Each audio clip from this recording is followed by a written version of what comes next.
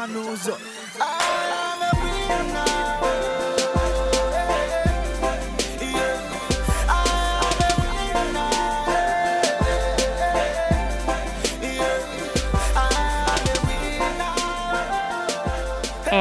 you are here again. Good to have you. Welcome. I am Amanda Ilu, and this is My Life Continues Everyday podcast. My life. My life will continue every day. My life continues every day. Well, my life continues every day. We move. My life continues every day with Amanda Ilu. So, the people I was staying with at the time when this thing I'm about to tell you happened had their friend send them a flyer of a casting role. This was for any actor or actress between the ages of so, which I fell into. And I was supposed to go for this thing. I had to apply for it because my friend said, Amanda, you know you act very well, so just go ahead and apply for this job. So I applied for it and I was called for an audition. Now, I was told that this audition would hold on the 28th of May. I don't know how it happened, but you know how when you're always in the house, you don't even know today is Monday, tomorrow is when you just automatically decide that one day is one day, or one day is another thing, or one day is one date like that, or one date is one day like that. You could just be there, and because you do not go to work, you don't do anything, every day looks like a Saturday to you. So you could just pick one Saturday out of the many Saturdays, and that was exactly what happened to your girl. So I was invited for the audition on the 28th of May. If you check your calendar, 28th of May 2021, you'd see the date is. So this my small head just told me, it's a Saturday. What did I say? So I went on to tell my friends, finally they invited me for the auditions. And they're like, I said 28. And I'm like, they were like, what day is 28? I'm like, it's Saturday. They said, Saturday, it's Saturday. They want, what is their own business? I mean, these people are people who are looking out for you. And since you've decided it's that day, I mean, they were cleaning the house that day. We were all having fun talking. And then I just came in to tell them that I got invited over for the audition. They were just happy. That's basically it. 28, okay. So what they were very much interested in was the address, because of the whole incessant killing and stuff, So they kept them, where is this again?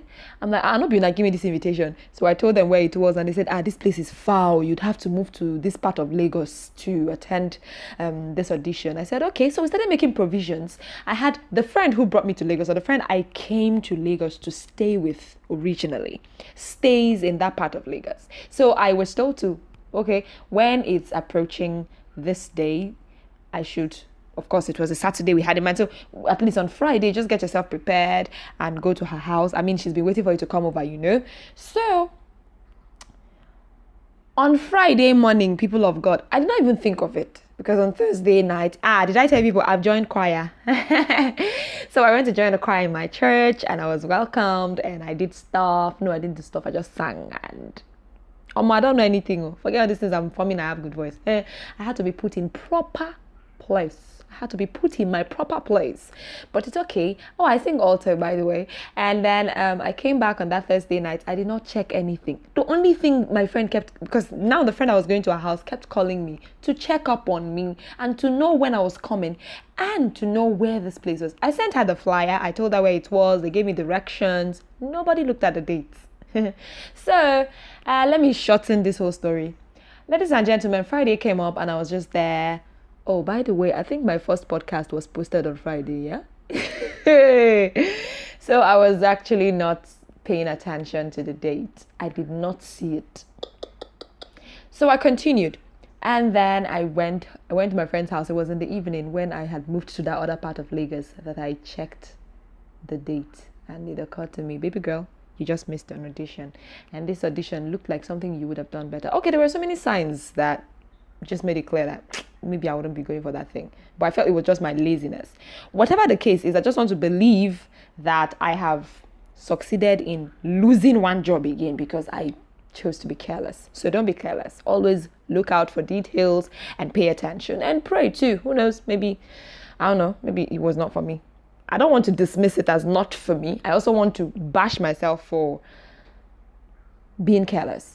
Now, if you don't mind, let's just proceed. Don't worry, I'll keep you updated on all other things. I still am jobless. I'm still jobless at the time of this podcast, but God will provide a job. Say amen. Okay, so I have stories, and I'm sure at this point you're beginning to understand that people are here to share really some dark, some light side of life. So I'm going to be sharing this story with you. This is from a lady who got raped. And I think in subsequent times we might be hearing a lot of stories like this. We might be, and I just hope you find hope from it. Your life continues every day. If you've been raped, you take the necessary steps. What you think would heal you. Careful not to hurt yourself over again. Let's listen to this.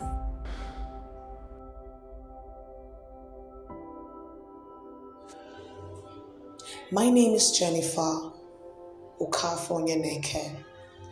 Well, I'm here to share my story about my childhood, growing up, and all of the things I went through as a child. The young lady you're hearing right now is someone who actually went through child molestation, and it didn't just end there. I actually went through rape. I actually went through rape as a child and as an adult. But let me start with my growing up. I was actually born in Sokoto State in Nigeria, where my mom gave birth to me as a single mom. And then I happened to stay with my grandma and my mom's siblings. And, as a young child, I could actually tell you I was a smart one. But then I was this child who, I talked to grandma about things necessary, things that might not seem right. But when looking at that child who could talk to grandma about things not right, believe you me, when the molestation happened, it happened from people that we trusted so much, people who were close. And as a result of that, that was when I saw myself as a child who couldn't even now open up to tell my grandma, even till she went to her grave, she never knew about me going through molestation and rape.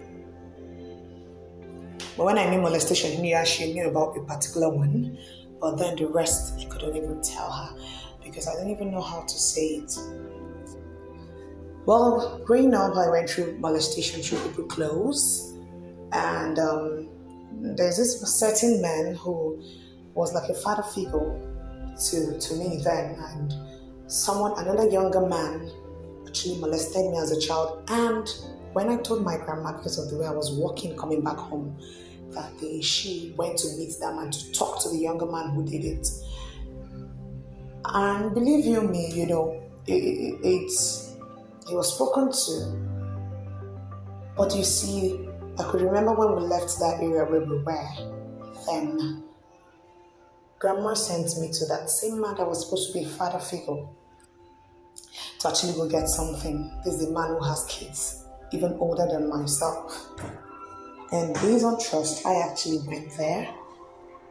Trust me, if that man tried doing the same thing, he went to talk to someone else to do me, and I kept wondering, seeing all of these things happening. And that was, so many back-to-back different people with the molestation. And then coming to the issue of rape, there was this particular young man then, we're actually going to this Deeper Life Church with grandma. And there's this young man that grandma actually loved so much. In fact, he was like an adopted son to her. Yeah, that was how much she loved him, and he was close to the family. But then I could remember one of my mom's sister didn't really like him because he was a man coming close, and she has a baby sister, which is me, because they take me like their baby sister. And so he was close to us. I had younger cousins, 2 guys who were around, so we do visit him sometimes. But one of these days, grandma wanted me to get something from him. So, based on that trust, and the love, So we went to his house. He said, okay, he wanted to quickly shower, and then he gave me pictures to go through that. Let him quickly just, take his bath so he can get this in and come back with me, delivering the thing to grandma. He said, okay, going through pictures, he had his bath, came out, tying towel, and then we just laughed about a particular picture that looked funny. Before I knew it, boom! The young man was on me, and the deed happened. And after the deed, he was apologized, saying, I didn't say nothing. I couldn't talk. And he took me home to grandma that day. Imagine a 12-year-old girl that was raped, taken back to her grandma the same day. You couldn't even talk. I was speechless. I couldn't tell my grandma what happened. Maybe grandma wasn't sensitive enough to notice that after that day, my attitude towards the young man changed. But eventually the young man was actually caught doing the same thing to someone else, but then grandma never knew he did it to me. Now, that's not even the worst part of the whole story. The worst part of this whole rape story is the fact that I actually did not tell any member of my family about what I went through. Can you imagine a 12-year-old who kept this whole thing to herself growing up? Do you know the trauma? Do you know the nightmare? Do you know the fear? It made me, growing up, I never wanted to get married. If you're a man, I hated men so much with every bit of me. I could actually relate with you. I could be friends with you as a man, but when you bring up relationship, then when I got to a particular age, it's like you look like something else to me. It didn't just end there for me. When I came to Lagos to be with my parents, to be with my mom, because she got married, and there's a particular lady who actually lived with us that stayed for a while. She started molesting me too. As a woman, you can imagine all of these traumas. I kept all of these things to myself. I was only able to share, to talk about this. That should be some time that should be 2019. That was the first time my family ever heard I went through that. Everybody were in shock. I kept this thing to myself. Growing up, I couldn't trust nobody. You were a man, you were a woman. It was a problem. It was a serious problem. Because I kept asking myself, is anything wrong with me? It actually made me my half siblings. When one of my sisters got to 12 years, I became scared, thinking that what happened to me might happen to her. I became protective of my half siblings. So you can imagine the nightmare, the trauma, everything. I went through the hands of guy, I went through the hands of lady. Molestation, rape, and all of that you can think of, which is enough to disorganize me. But then I started getting my healing started taking place when I actually started coming in contact with listening with the Word of God. The Word of God started transforming me, started changing my life, started changing my mindset about how I see things and people. Now I'm telling you this because it affected me so badly that even when I met my father, sleeping in the same place with my dad was scary for me even as an adult, because at some point I felt like maybe it might happen to me. My dad might even want to do that to me. That was how bad it was. I had to start allowing the Word of God to start changing my mind. But you see, that was what gave me the passion to feel like if I could go through this and come out of it, I think every other young lady who has gone through this could actually come out of it. Because some people can't take this. Some people commit suicide going through this. I went through it as an adult as well. I was beaten up, left under the rain, raped by 2 guys. I didn't even know what I was doing. I didn't know myself. I was unconscious. But here I am standing and talking to you today. I don't know who you might be that have gone through this, but then I want you to understand that your life, what you've gone through, whether as a child or an adult, if you've gone through molestation or rape, be it from loved ones, it could even be a family member. Let me tell you something. You're not defined by all of those things. You're not. Those things don't define you. And don't think less of yourself because of what you went through. Remember, it wasn't your fault. You didn't ask for it. You didn't ask for those things to happen to you. And this is me standing, being all of the things I want to be, being who I want to be, achieving all of my set dreams, becoming whatever and whoever I want to be. So don't let those things make you not move forward in life. In all of these things, what happened? This is me living my life. My life still continues. You heard her. Life is a little bit messy. I often wonder how people derive joy in seeing others in pain. I don't know. Someone would say, are you new to the world? But I will never understand why. It's not like even if it's revenge, I don't get it. Like, for crying out loud, this was a young person. Even if she was old, what's the problem? There are people who give these things freely. Why? Every day, these people wake up and they see this, or they hear a news on rape, and you remind them, it reminds them over and over again the trauma they passed through. And they have to all over again start grieving.